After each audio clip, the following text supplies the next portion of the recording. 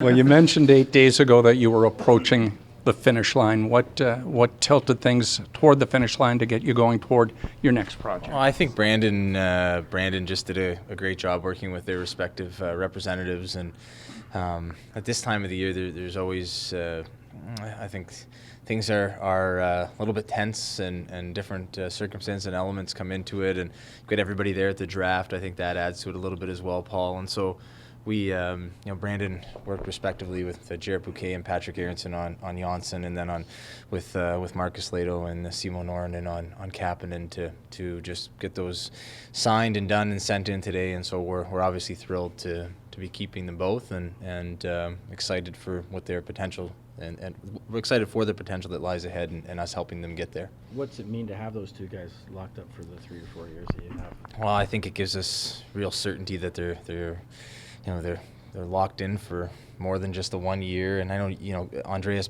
as he said, bet on himself last season and took his qualifying offer, and then obviously, despite a slow start, had a great season. And we love the competitiveness and the joy he brings to the rink every day, and the way that he plays, and has been a big part of things in the organization for a number of years. And it was great to see him establish himself as an NHLer last year full time, and obviously produce at a high level as he went up the lineup.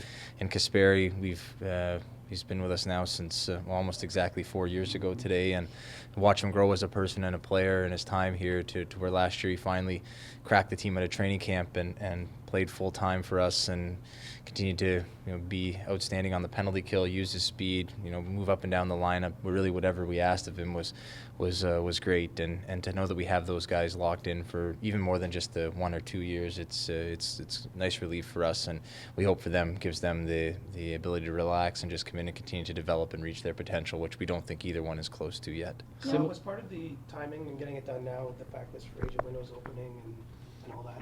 Yeah, we were Chris. I think we were trying to get them done, really since the end of the season, really before. I mean, even going back during the year, meeting with both groups, and they both groups had been excellent to deal with on that stuff. And I think both players, and I'll let them speak for themselves, but both of the players, I think, were anxious to also get everything locked in and set. And I don't know, you'd have to ask the players whether they look at the salary cap staying at 81.5, and that influences them wanting to kind of just get things done and not have to worry about it anymore, or what have you. But regardless of that, we're thrilled that they're completed, and we're on to the next order of business. Does that really help when you have certainty on their fronts when it comes to conducting other business that still needs to get done? Well, I think we're, anytime we, and this applies to everybody, anytime we have players that we really, really like, we want to keep them, and keep them for as long as possible. And that was really the point of that. I think when you have certainty, you know exactly where things are going to fit relative to the salary cap, so you're really not guessing anymore, and you know exactly how much space you're going to have for other initiatives that you want to undertake. And I think everybody knows our situation. We're not flush with cap space, in large part because we've got some excellent young players that we really like, and we know where they fit within the league, and we're trying to keep this all together and keep it rolling. So knowing where those guys fit in exactly helps, because it helps to really, for you to say to other unrestricted free agents, and when you're in this period where you can kind of ballpark where you're going to be at, it helps us to give them definitively what range we may fall in, which is not very much at this point. Where do things stand with the next quote-unquote order of business? With Mitch? Yeah. We've continued to talk with Darren, and we're continuing to have good dialogue with him, and they've been. I know it's a point of consternation within our fan base and publicly, but Mitch has been excellent throughout, and Darren has been excellent in dealing with, and we just continue to stay in touch here, and hope to move towards an agreement. I think from the beginning, what we think about Mitch is it's not up for debate. He's an excellent person first and foremost, and an excellent young player, and I'm, as I said, I'm optimistic and feel good about where things will go in the future. But now, having said that, Kyle, we're a lot closer to July 1 now Yep. than we were last week at this time. Is there any concern that there might be movement there for him that day, or is? Well, yeah, I think Mitch has, within the CBA, all these players have their rights, and it's still kind of interesting. I mean, Kasperi and Andreas signed, but aside from that, I know we're in Toronto, so a lot of the focus gets placed onto Mitch. But if you look throughout the league, there's so many different players that are in the same spot that have depending on how you value players, you can, they're all elite young players. Like, they go through different markets, and none of them seem to be on the cusp of signing or anything like that either, right? So I know here a lot of the focus gets put onto Mitch, but this is a league-wide thing that's happening in different markets with different cap spaces and budgets and all sorts of things. So it's not exclusive here, and there's obviously a lot of chatter and discussion, but we just continue to plod along with our business and worry about that. You put in a lot of signing bonuses in the recent deals you've done with players. Yeah. What's the philosophy, or how does that factor into those negotiations?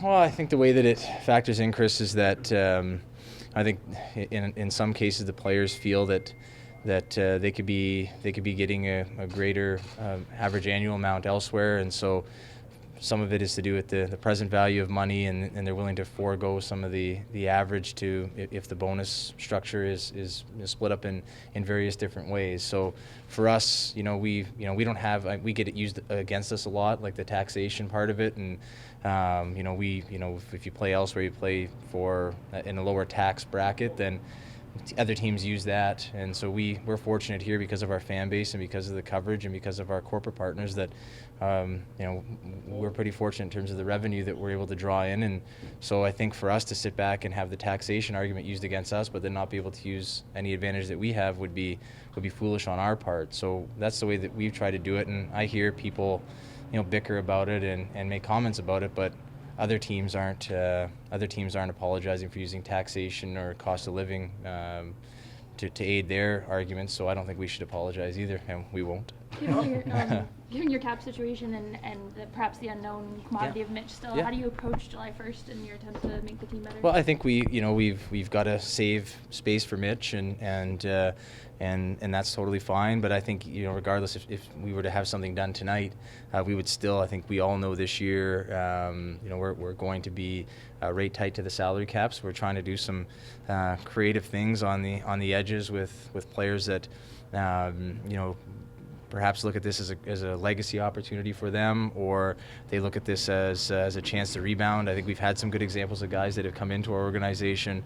I think Tyler Ennis was a great example last year, and so that's kind of captured the attention of others. If you're a forward especially, you've got the ability to play with some excellent players, and if you're a defenseman, I think you look at the opportunity and the ability to compete and think that, especially in our marketplace, that if you come in and perform well, the attention you're going to get is going to be generally positive at those pay rates and excellence. So we're just trying to kind of dabble in that. We're not in any of the big game markets whatsoever, and just stay patient and find the right people and players that may fit for us on those minimum or close to minimum deals. Did you make any progress or in the interview window with anyone? Do you feel like someone going to sign with you? I don't think we ever know for certain, but I think we've had good discussions. I think any player that we think may fit, and you try not to be insulting either, right? And because I think everyone knows our space is limited, so they know when we call, it's not probably the most lucrative phone call they'll answer on the day.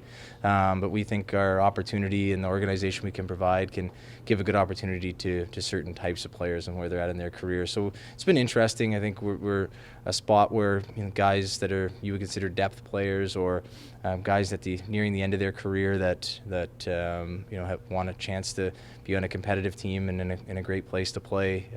We'll look at, but we'll see what comes out here in the next couple days and just stay on top of that. Is there interest in bringing Hainsey back, Kyle? Have you gone down that road? Well, I think Ronnie has been excellent for us. I think on the ice he's played a massive role and in our top pair, and is a great partner to Morgan. And then off the ice, just with his personality and what he's about and how that's added to our progression in our locker room. So we would love to have that opportunity. I think it's going to be interesting in the next few days. His play with us, and what he's done here may make the pricing of that a little bit difficult, but we hope to stay in touch with them and at the very least have the chance at the end, I know, to at least kind of take one last kick at it and see where it lands. But he's earned the right to kind of cash in a little bit as well. So I don't know where that will all play out. And I guess the importance of Nikita Zaitsev and a right-handed D, trying to replace that, still important that he could be a Leaf possibly come training camp. Sure, yeah. We're not flush with right-handed D. I mean, we feel confident about what we have coming up, but we can't afford to rush our prospects either, whether it's Liljegren or Hollowell or Jesper Lindgren on the right side. So it's another summer of progression for Justin Hall, getting stronger, and he's getting married, and it's a big summer for him on a number of fronts. But we still have a lot of faith in Justin, and it's trying to address that need with limited space. So it's gonna be a good test of creativity, and so we'll see how it plays out.